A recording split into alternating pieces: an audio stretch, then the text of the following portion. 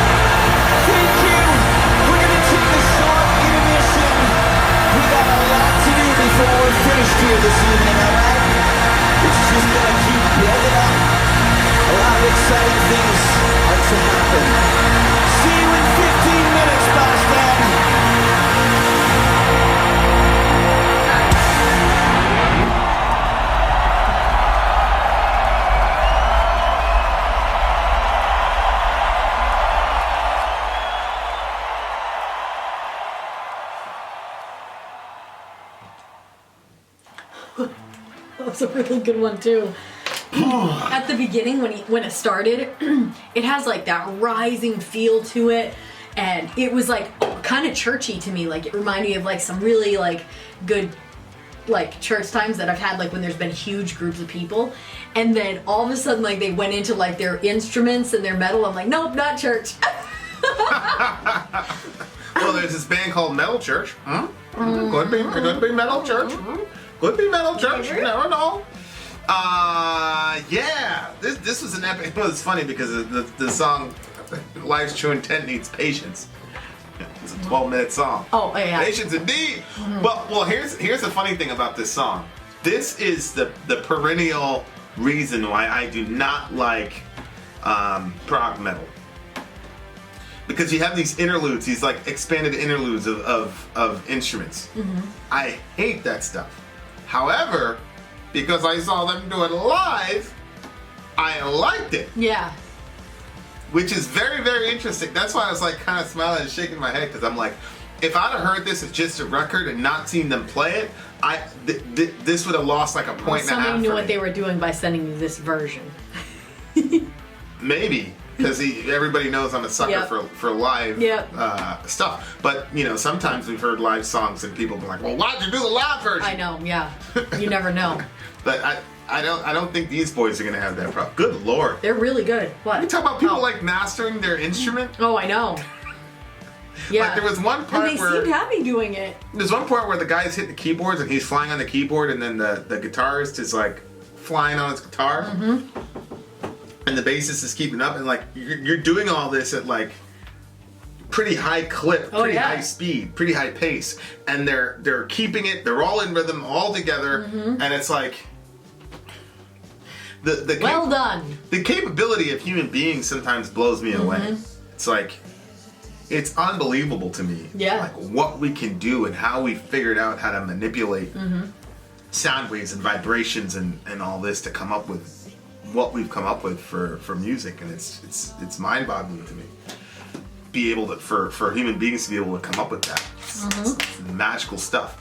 So yeah, if this wasn't live, I would have been like, bruh, here we go, more reasons that I hate prog metal. Yep. But because it was live, because I saw them actually do it. I know. And that bassist, like, he was just like lost in his instrument, man. Like he was just going for it. And a lot of times, like, There was so many pieces to that drum set too. well, yeah, that was the other thing about the kit.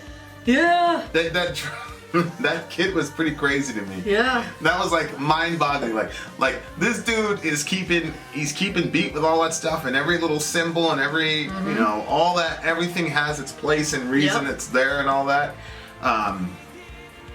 Like seeing that type of virtual, like it's rare that like every person in the band is like a virtuoso. Like, the guitarist is crazy. You can tell the guitarist is crazy. You can tell that the bassist knows his stuff. You can tell that the drummer's out of there. Yep. That keep like the vocalist, that guy with the vocals. I mean, it's just crazy to me that people can find each other on the planet I know. who are that gifted. I think somebody said they went to school or something like that. Oh, really? I'm not sure. Dream Theater fans, did these guys go to school? I think they all went to Juilliard or something. Together? Yeah, I'm not sure. And they're like, hey, let's.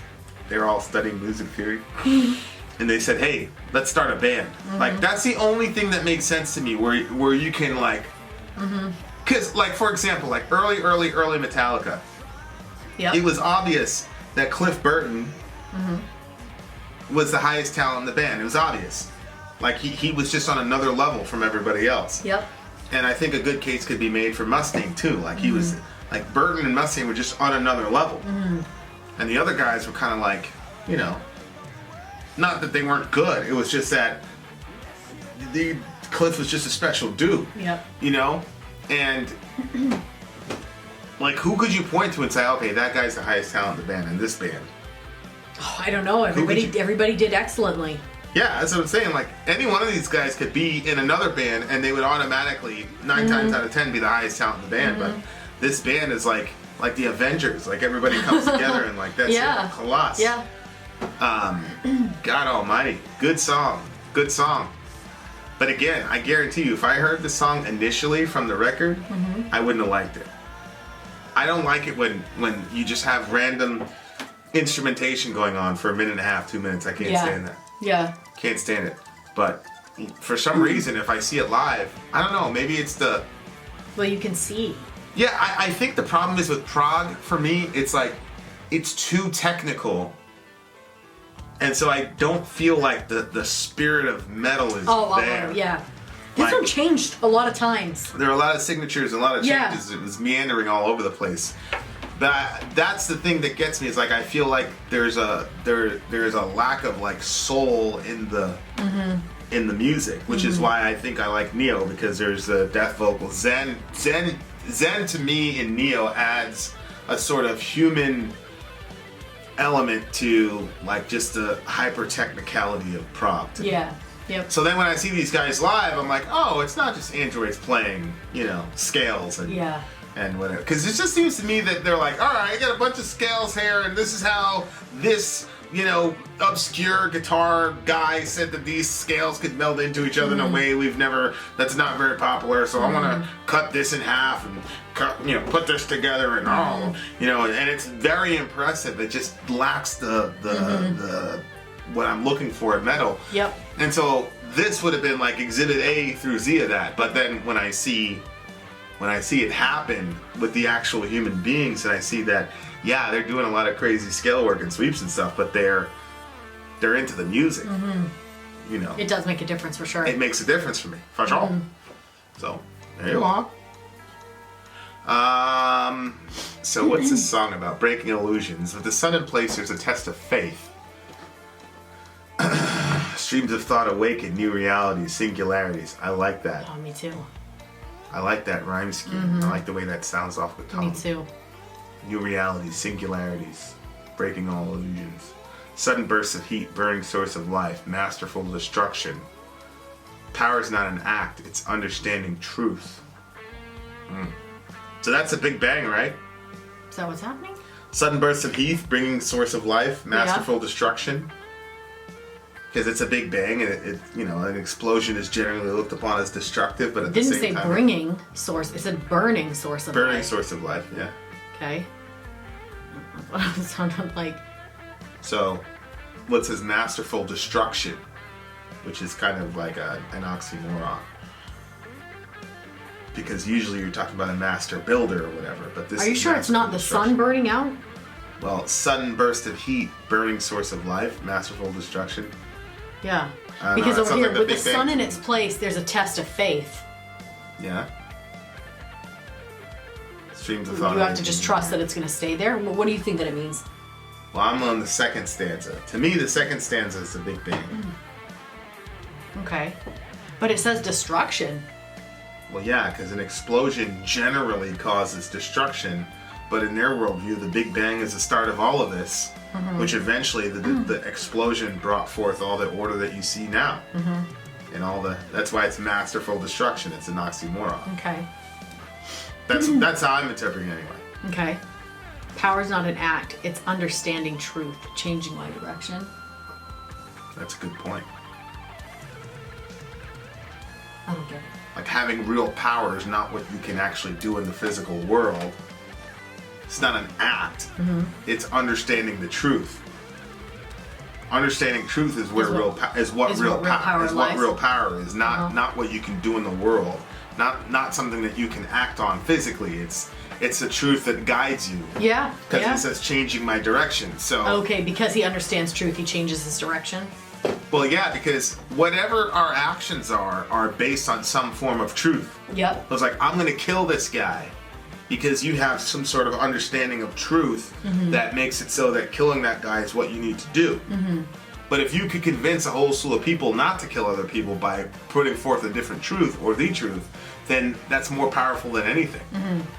Then that's the thing. It's like, the powers of persuasion, being able to persuade somebody that...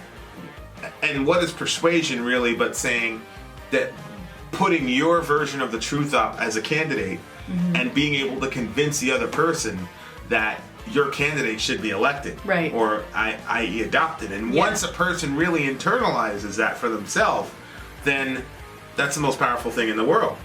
Because, of course, from our perspective, we believe that the whole thing got screwed up because of our belief in a lie. So if a lie is powerful enough to destroy the world, How much can the truth do? Yeah.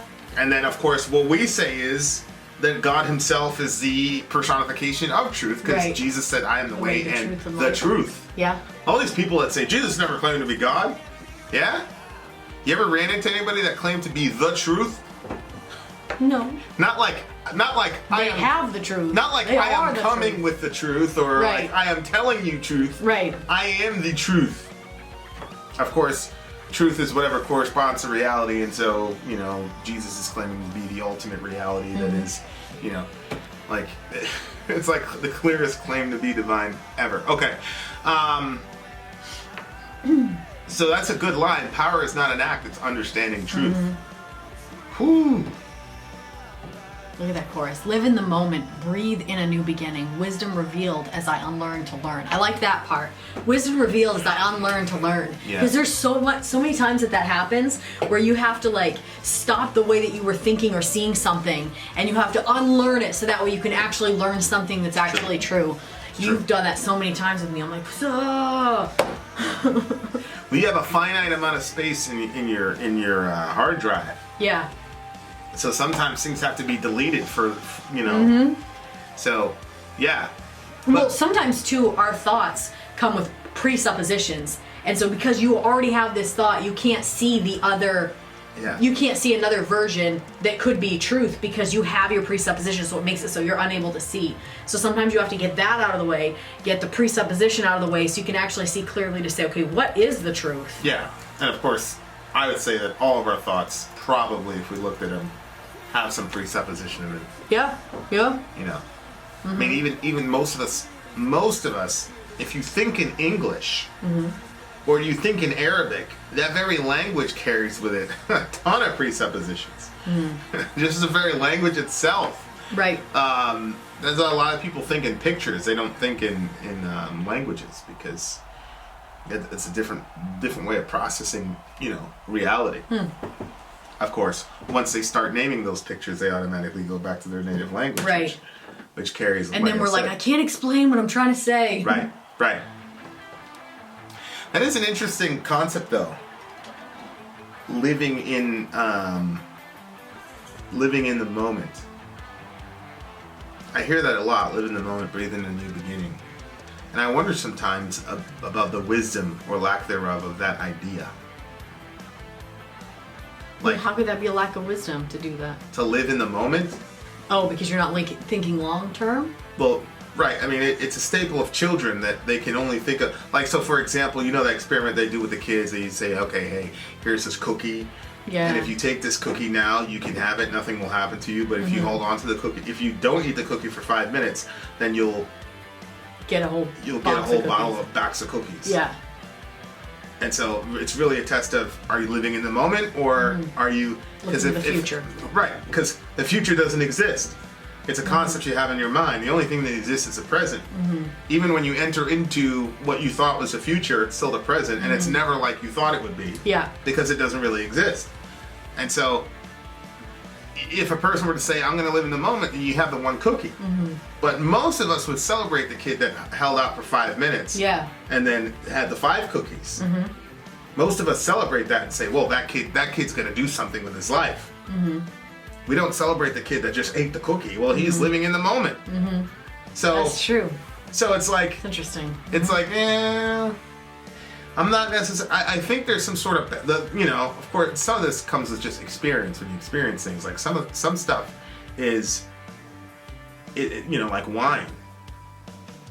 Right, wine isn't good until it's Had got some some time to, Right. you know. So I'm not sure that this concept of living in the moment is really a good thing. I don't think only living in the future is a good thing either. There's got to be some Or sort the of past. Or I think living in the past is probably a terrible. A lot of people do it. Yeah, I think living in the past is probably the most destructive way to look at the world. I think living in the moment is probably less destructive than living in the past. But living in the future is also destructive. You've got to kind of have both feet in the. Yeah, I think you have to have both. You got to have your feet planted in the present and the possible future. Yeah. Because otherwise, I think you're screwed either way. It's like, hey, I'm not going to eat this cookie. But then once you get the cookies, then you got to enjoy that moment of getting the cookies. Yep. You can't look past that and say, you know. So, live in the moment, breathe in a new beginning. Life's biggest battles are often fought alone. My spirit brings me home. That's especially when you're talking about spirituality, if you connect those last two lines. A lot, and it's really interesting, like when you think about like all the greats, like, you know, obviously we're Christians, but like Buddha, you know, he had the experience, he was pretty much by himself. Muhammad, when he went to the cave, he was by himself. Jesus gets baptized, and then there's this public declaration, this is my son, but then he goes off by himself. Moses goes off by himself. So I think that's like, I think that's a part of our collective consciousness that you have to, at the end of the day, whatever reality is out there that you think is it's really interesting. Like Sam Harris is really getting closer and closer and closer toward a naturalistic, esoteric kind of thing. Like he's talking about like life after death now and stuff.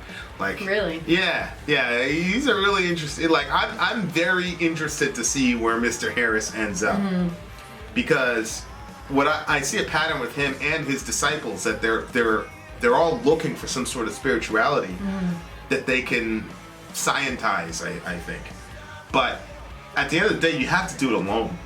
Yeah. Because like, of course, from my perspective, I think it's because God wants a personal relationship with us. Not that once you make that discovery, you're always alone, but I think there are only certain discoveries that you can have with the divine being that can only happen by yourself. And you still need a community, and you were built for community. For sure, yeah. But there are certain types of truths and knowings that can only happen between you and God.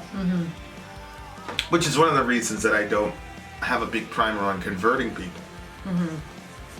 You know, there's a lot of people who were messaging me after we were talking to our Satanist friend. Why didn't you blah blah blah? It's like that's between them and Allah. Like, I mean, what do you want me to do? I say what I think God wants me to say in the moment, and I don't say anything more than that. And I don't engage people with this thing that I have to convert them. Like, I'm just supposed to love them, and that's it. Right. Halas. But because that's a personal thing between them and God, you know. And your spirit brings me home. That's interesting. Emerald's thoughts flow through my consciousness, drawn to curses left behind. This test of will, the threshold to one's faith, starts a fire in the mind. Drawn to curses left behind. So it seems like Emerald thoughts. Do you think it's probably like such a huge stretch that it couldn't be, but like, you know, when Dorothy was trying to go in The Wizard of Oz to the Emerald City, like Emerald thoughts, like, well, yeah, I don't think that's thoughts to get home, thoughts to I don't think that's a stretch at all, because get what she wants. Because he just said spirit brings me home, and then the next thing is, you know, emerald thoughts flow through my consciousness, drawn to curses left behind. So I think this is like the battle, because in order to maintain your faith, is that you're drawn to like the old way of thinking. And now that you've had that experience alone, right, and you got this new beginning and you have this new way of thinking, now you have to fight to maintain that. Yeah. Yep. And that's true. Like you do have to fight. And a lot of it's really like, I don't know, my fights with Christianity or my fights with my faith never really have to do with there's this new scientific discovery that, like, to me, God is just a foregone conclusion. Like, there's nothing anyone can say or do that would make me ever for 2 seconds doubt that God was real. The same thing with Jesus, the resurrection thing. Like, this is going to be strange, but the resurrection thing to me is almost more certain to me than the existence of God. Which is very strange. That is strange. That's interesting. It's because Jesus has actually like interacted with the world, the physical world, with this on this planet. He was actually here. You know, so those aren't the things. But then, you know, the issues like the the starving kid in Africa, or the starving mother in Africa, or Rachel Held Evans talked one time about this girl who she was watching this girl get stoned by the Taliban, and she just grew up in that environment, and then I think she'd gotten raped or something like that, and then boom, now they're stoning her to death, and then Rachel Held Evans said, according to the theology I was raised with, this girl's now in hell, like she grew up in hell, and then she went through hell to leave this planet. Those are the things that like literally kept me up at night. Literally, like I don't understand how anybody that's a Christian can hear or read of the doctrine of hell and not really have a panic attack, an anxiety attack about it. And I'm that's something that I still to this day like wrestle with conceptually, and I kind of have a concept, and I've talked about it before, but that's a major thing where you have to kind of fight, hold on to your faith and things like that.